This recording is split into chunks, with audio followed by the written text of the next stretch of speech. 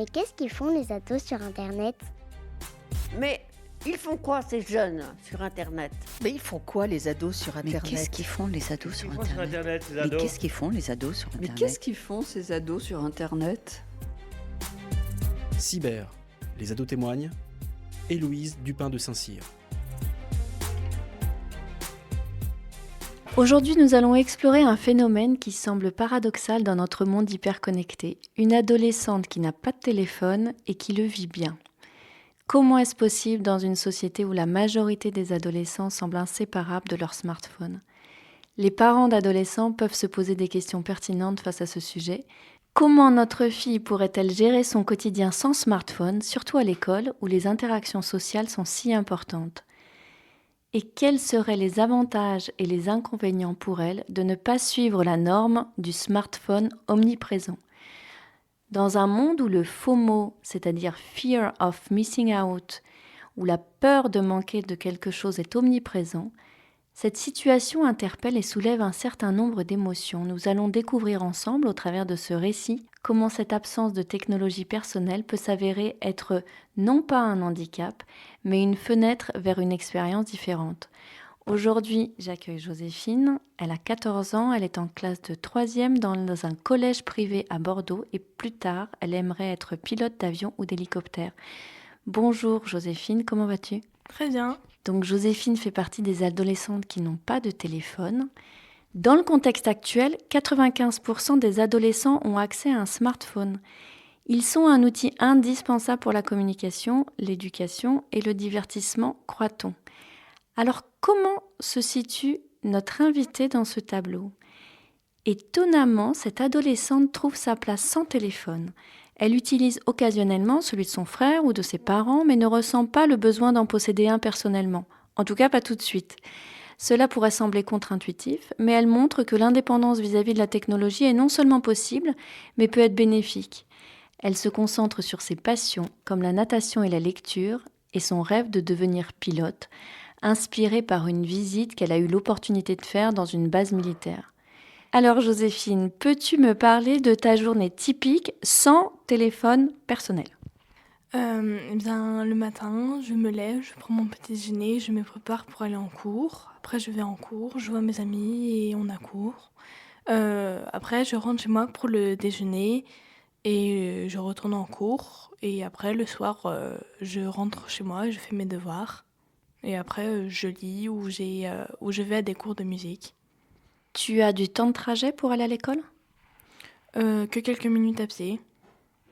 Quand on a préparé l'émission, tu m'as expliqué que les téléphones étaient interdits à l'école, donc ça simplifie quand même le nombre d'interactions avec les téléphones. Pour autant, il y a quelques élèves qui en ont. Et alors, comment ça se passe pour ceux qui ont des téléphones et qui ne résistent pas à la tentation de prendre leur téléphone? Où est-ce qu'ils vont les voir et comment ça se passe? Souvent, ils se mettent dans un coin où on ne peut pas les voir ou dans les toilettes et ils vont sur leur téléphone. Est-ce que tu sais ce qu'ils regardent? Je pense Instagram, Snapchat ou TikTok. Est-ce que tu comprends pourquoi est-ce qu'ils s'enferment dans les toilettes pour aller faire ça? Parce que c'est interdit, donc ils veulent pas avoir de mots dans le carnet. Et tu comprends qu'ils résistent pas à utiliser leur téléphone? Pas vraiment. Comment est-ce que tu restes en contact de ton côté avec tes amis sans smartphone? Je les vois tous les jours et donc on passe les journées ensemble. Le soir, est-ce que vous vous appelez? Non, Le week-end? non plus. Est-ce que tes amis proches ont des téléphones? Oui, elles ont des téléphones. Est-ce qu'elles se voient entre elles? Je ne sais pas. Quelles sont les principales difficultés que tu rencontres sans téléphone à l'école? Quand les professeurs mettent des cours sur les sites internet ou qu'on doive scanner des QR codes pour avoir les vidéos ou les documents pour faire nos devoirs.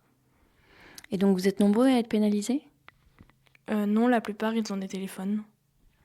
Alors comment tu fais toi? Moi, j'emprunte l'ordinateur ou le téléphone de mes parents ou mes frères et sœurs. Et ça fait longtemps que les professeurs délivrent les cours comme ça par QR code dans ton collège? C'est une prof qui est nouvelle qui fait comme ça, de SVT. Et donc ces cours sont disponibles sur Internet, c'est ça? Et alors je comprends pas, elle donne le QR code et vous le prenez en photo? Oui, il faut le scanner pour obtenir les documents parce qu'elle nous passe des feuilles avec les QR codes et ils sont sur les documents et on les scanne et après on fait nos devoirs avec.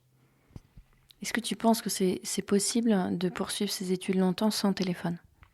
Je ne pense pas, c'est très compliqué si on n'a pas de personnes qui puissent nous prêter le sien pour pouvoir faire ses devoirs à partir des documents. Ça veut dire que quand tu rentres le soir et que tu dois faire tes devoirs, nécessairement tes parents ou ton frère sont dans l'obligation de te prêter un téléphone. Tu peux pas faire sans eux. La plupart des fois, je n'ai pas vraiment besoin, mais si c'est le cas, souvent j'emprunte l'ordinateur ou le téléphone. Et il y a toujours une solution. Oui. Comment réagissent tes camarades quand ils apprennent que tu n'as pas de téléphone? Parfois, ils sont surpris, mais après, ça ne les dérange pas. Est-ce qu'ils en parlent entre eux? Non. Est-ce que tu as entendu des grandes phrases d'étonnement? Pas vraiment. Que penses-tu des réseaux sociaux comme Instagram ou Snapchat? Ils permettent de communiquer, mais ils peuvent aussi être des moyens pour harceler des personnes ou avoir de mauvaises intentions. C'est-à-dire? Certaines personnes pourraient se faire passer pour d'autres et pourraient dire des choses méchantes. Et ça, tu penses que c'est propre aux réseaux sociaux? Oui, mais ça peut aussi se passer dans la vie sans les téléphones. Et quand on parle d'Instagram ou Snapchat, il y a peut-être des auditeurs qui ne savent pas ce que c'est, parce qu'on a beaucoup de parents qui nous écoutent. Est-ce que toi qui n'as pas de téléphone, comment est-ce que tu décrirais ce genre de réseau?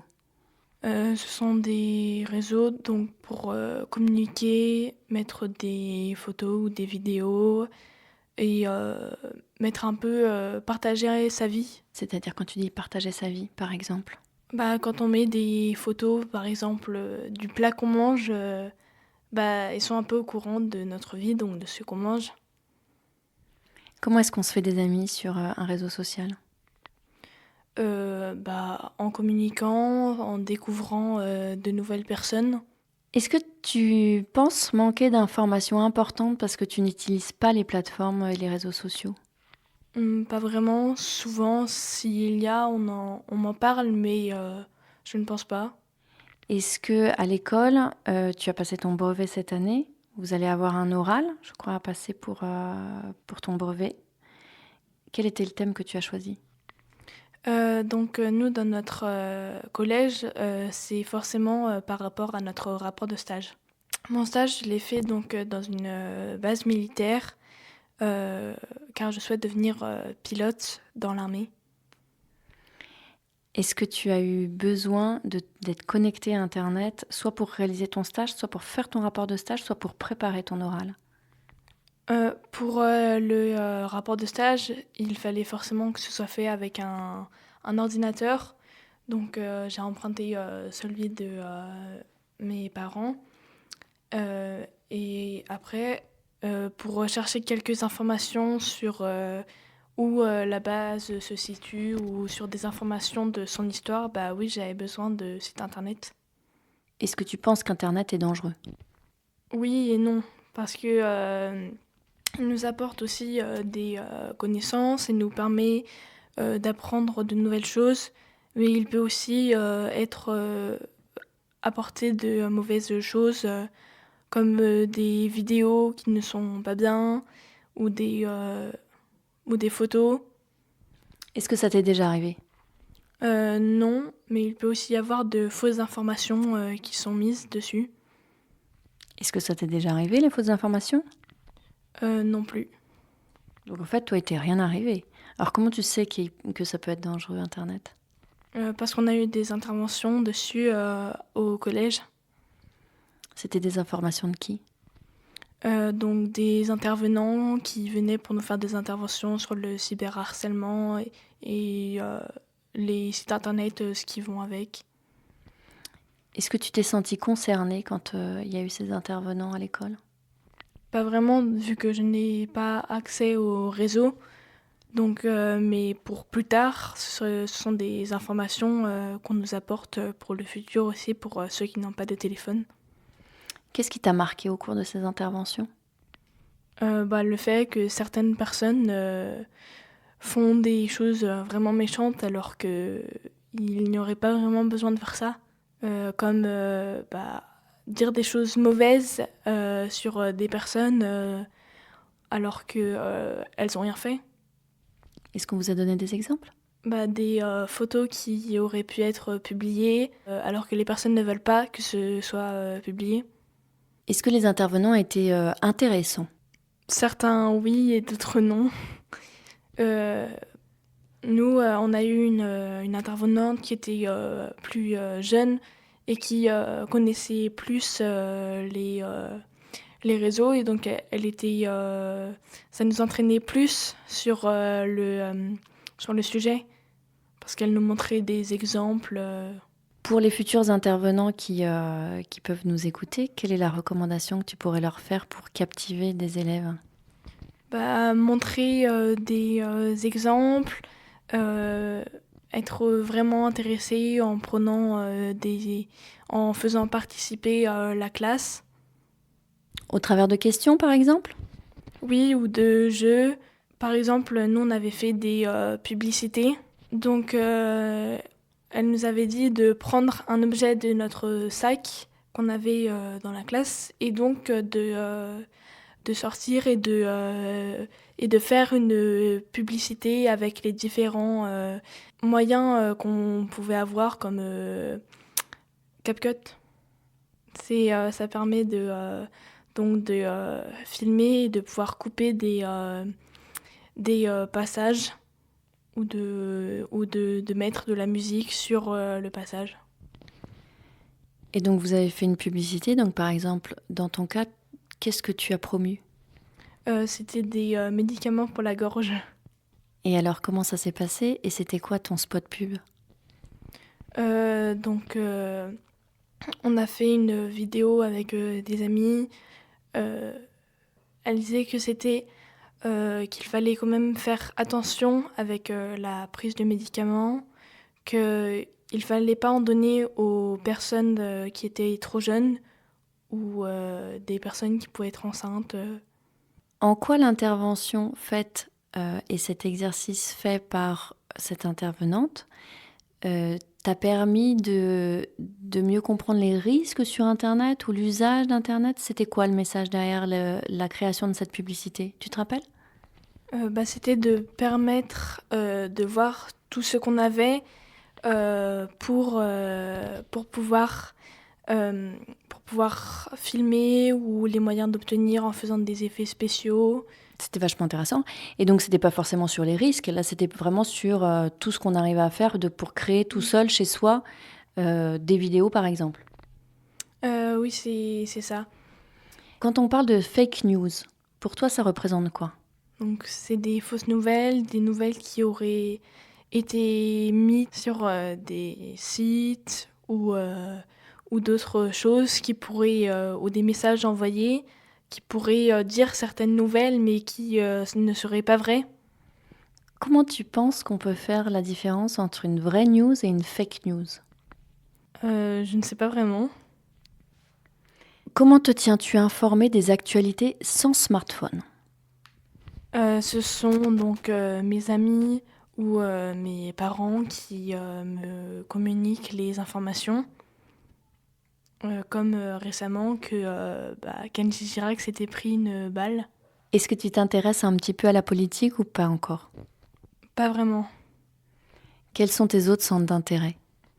J'aime faire du sport, prendre l'air, me balader. Est-ce que tu écoutes de la musique? Oui, beaucoup. Alors comment tu fais sans être connecté ? On a Alexa, donc ça nous permet d'écouter de la musique. Qu'est-ce que tu écoutes comme genre de musique ?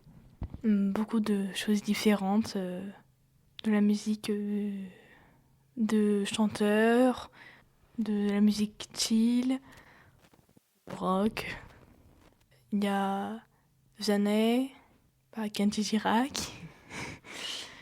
Est-ce qu'il y a des moments où tu souhaiterais avoir un téléphone ? Et si oui, pourquoi ? Oui, pour pouvoir plus communiquer avec mes amis pendant les moments où on ne se voit pas, donc les week-ends, ou pour justement pouvoir suivre les actualités sans avoir à passer par le biais de mes parents. Est-ce que pendant les vacances, tu peux utiliser le téléphone de tes parents pour faire un WhatsApp à une copine, par exemple ? Oui. Oui, je peux l'utiliser pour envoyer des messages, pour prendre des nouvelles. Parfois, je peux appeler donc pour prendre des nouvelles sur comment elle va, ou pour des informations, pour des devoirs pour la rentrée. Lorsqu'on a préparé l'émission, tu m'as parlé de risques sur Internet et notamment de tomber sur des vidéos inadaptées ou du cyberharcèlement. Donc j'ai compris qu'à l'école, vous aviez été sensibilisé aux risques sur Internet. Est-ce que tu as déjà rencontré des cas de cyberharcèlement ? Non, dans mon collège ou dans ma classe, je n'en ai pas rencontré. De ce qu'on t'a expliqué, comment ça se passe ? Des personnes vont envoyer des messages à d'autres et donc les personnes vont renvoyer les images et au final ça va se passer à travers plein de monde et que la personne concernée, elle va très mal se sentir. Quel genre de message pourrait être communiqué à l'un et rediffusé qui fasse mal, à ton avis ? Tu as eu des exemples ? Par exemple, si quelqu'un envoie un message d'une personne en disant qu'elle a fait telle chose ou telle chose, et qu'après la personne va communiquer que c'est pas forcément quelque chose de bien, donc la personne elle pourrait mal se sentir. Quels sont selon toi, ça c'est une vraie bonne question, les avantages de ne pas avoir de smartphone ? On n'est pas toujours collé devant un écran, renfermé dans notre chambre. Donc on peut sortir, prendre l'air, découvrir de nouvelles choses, voir le monde extérieur. Si tu avais eu un smartphone, qu'est-ce que tu n'aurais pas pu faire ? Je n'aurais pas pu aller sur les réseaux vu que mes parents ne veulent pas que j'aille sur des sites comme TikTok, Instagram ou Snapchat. Si tu avais eu un smartphone, quelles sont les choses dans ta vie, les dernières expériences que tu as vécues, où tu te dis « j'aurais pas eu l'opportunité de les faire parce que si ça se trouve, je serais restée derrière mon téléphone ». Comme faire des balades en forêt, découvrir, partager des moments avec sa famille en n'étant pas toujours collé derrière un téléphone. Et ça, t'aimes partager ces moments-là ? Oui. Qu'est-ce que tu trouves dans ces moments-là d'intéressant ? Je trouve qu'il faut profiter des personnes qui nous entourent avant qu'on doive partir. Par exemple, si donc on va partir pour aller habiter dans notre propre maison ou appartement, après ne plus vivre avec nos parents, il vaut mieux profiter de ces instants. Aujourd'hui, Internet est une bonne source d'information pour récupérer, par exemple, des idées de lecture. Où est-ce que tu trouves ton inspiration ? Toi, qui te recommande les livres que tu aimes lire ? Ce sont mes amis. Après, on a aussi le CDI avec plein de livres. Et après, donc, je peux avoir donc, mes amis, mes frères et sœurs ou mes parents qui puissent me recommander des livres. Et comment ta famille perçoit ta situation sans smartphone ? Ils préfèrent cela. Et donc même quand j'aurai un téléphone, j'aurai des limitations dessus pour ne pas passer trop de temps dessus et pouvoir faire d'autres activités. C'est-à-dire que tes parents, ils sont contents que tu n'aies pas de smartphone, comme beaucoup de parents très probablement. Mais est-ce qu'il y a d'autres adultes ou dans ton entourage qui sont étonnés ? Pas vraiment. Peut-être certains, mais pas vraiment. Est-ce que tu peux raconter pourquoi tes parents ne te donnent pas de téléphone alors que ton frère en a déjà eu? Parce qu'il a eu pour ses 15 ans et que moi j'ai pas encore 15 ans. Et donc après il y a ma grande sœur qui l'a eu plus tôt parce qu'elle en avait besoin pour l'école pour pouvoir communiquer avec mes parents. Sauf que comme elle passait trop de temps dessus, mes parents ont décidé que nous on en aurait que plus tard. Et c'était combien trop de temps, tu te rappelles? Elle passait, dès qu'elle n'était pas en cours, elle passait son temps dessus. Et pourquoi ça dérangeait tes parents? Parce que après, déjà, c'est pas bien pour les yeux. Et après, donc, elle fait pas d'activité. Elle ne participe pas vraiment à la vie de la famille. Et aujourd'hui, elle regrette? Alors, je ne sais pas, mais peut-être. Qu'est-ce qu'elle pense quand elle vous voit sans téléphone? Je ne sais pas. À quel âge penses-tu qu'on peut avoir un téléphone? Alors, beaucoup de personnes maintenant commencent à l'avoir avant le collège, mais je trouve qu'il serait bien, ce serait plus vers le milieu du collège. Parce que si les enfants commencent dès le plus jeune âge à être dessus, plus ils vont grandir, plus ils vont passer de temps dessus. Alors c'est quel âge? Vers entre 12 et 14 ans ou vers 15. Le jour où ta petite sœur aura un téléphone, qu'est-ce que tu aimerais lui dire pour la prévenir des risques sur Internet? Qu'elle n'aille pas sur des sites qu'elle voit comme ça sans savoir ce que c'est et qu'elle ne passe pas trop de temps dessus et qu'elle profite de ses amis et de la famille. Est-ce que tu crois qu'elle va t'écouter? Ça reste à voir. Est-ce que le contrôle parental est important pour toi? Un petit peu parce que si on passait tout le temps dessus, on pourrait même oublier de faire des devoirs ou de faire certaines choses comme d'éteindre la machine. C'est quoi la durée maximum par jour qu'il faut autoriser à un enfant de 14-15 ans lorsqu'il a son téléphone? Alors, je crois que mes parents y mettent à mon frère 3 heures les jours de cours et 5 heures les jours où il n'y a pas cours. Eh bien écoute, merci beaucoup Joséphine pour cet entretien. C'est la fin de l'épisode. Merci d'avoir accepté cette discussion. Merci à vous tous d'avoir écouté Cyber, les ados témoignent. Notre émission est disponible sur les plateformes de podcast comme Deezer ou Spotify. Et pour suivre l'actualité du podcast et nous contacter, c'est sur Instagram cyber_ado au pluriel et sur Facebook cyber-témoignage d'ados.